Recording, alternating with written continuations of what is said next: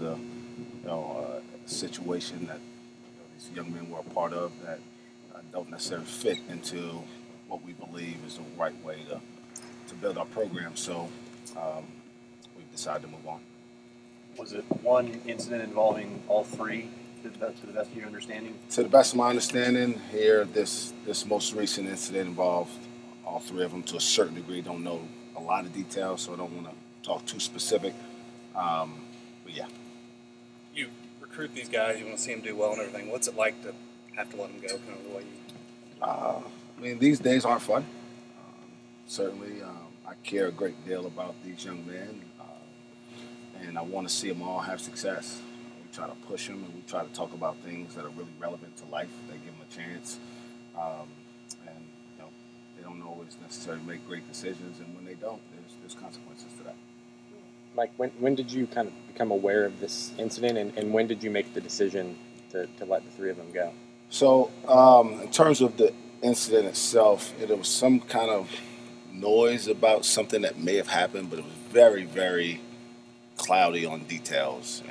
And I never want to make a rush to judgment. I want to make sure I have as much information as I can before I make a decision. And that would have been late last week.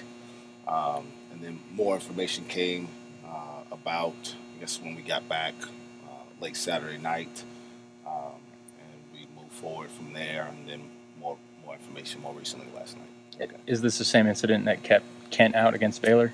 It's related. Again, I don't know exactly everything that happened, so I don't want to speak ahead of the situation. I think it's still kind of being looked into, but I have enough information now to have made the decision that I made at this point. Obviously, two of these guys were playing quite a bit. Mo a little more lately, and from just a pure numbers standpoint, this is pretty drastic for a basketball team.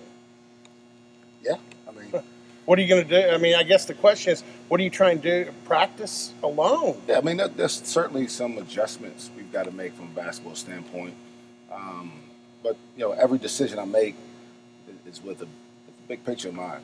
This isn't just about basketball. This is about education. This is about doing things the right way in a way that's representative of a lot of people who care about this program and this university. And my responsibility goes greater than trying to win a game in Ames on Saturday, and I'm going to always be committed to that as much as I possibly can. How much does this set the tone for the program?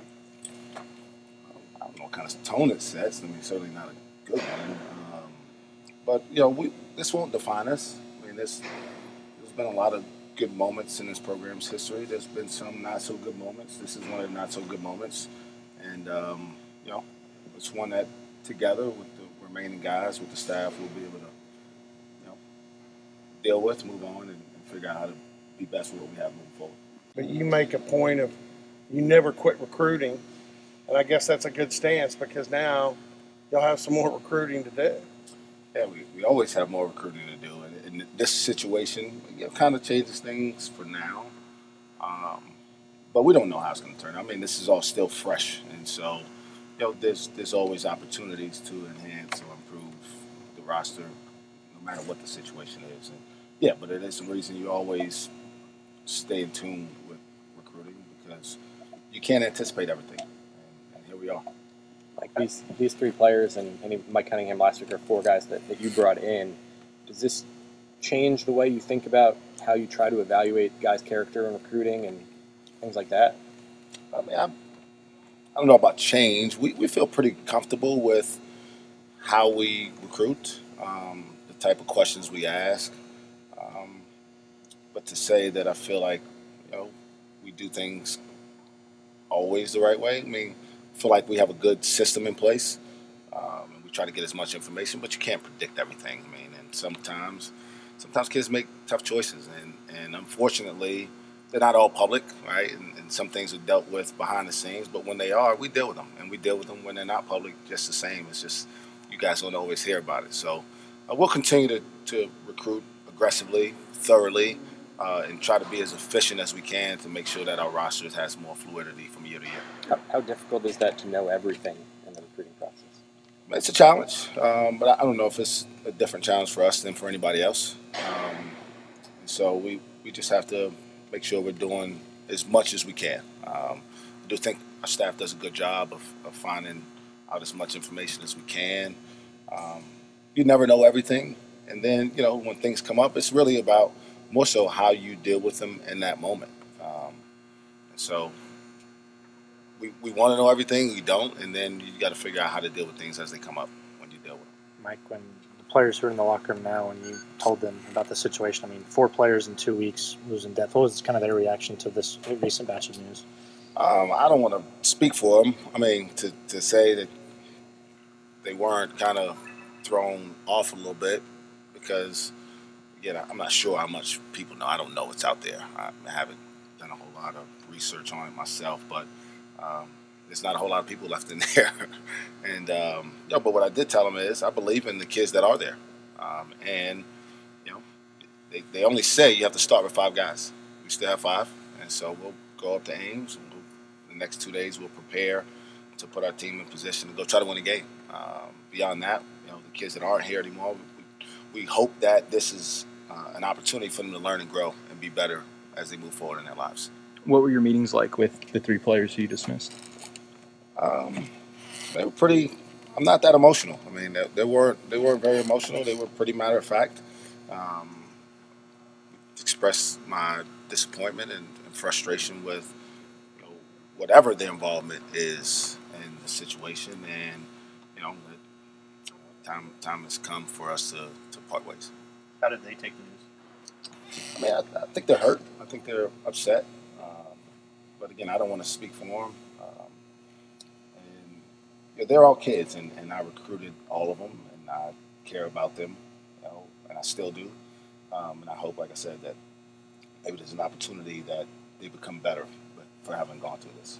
Just to clarify, did you inform them last night or today? No, I talked to obviously I talked to Kentrevious before today about his deal when I got back Sunday, and then talked to Mike and Mo this morning. And they're in a situation where this is a final decision, right? Or is there any opening after a semester? How do you handle that? I don't have a crystal ball. I would put the odds at very, very slim that any of them will return at any point.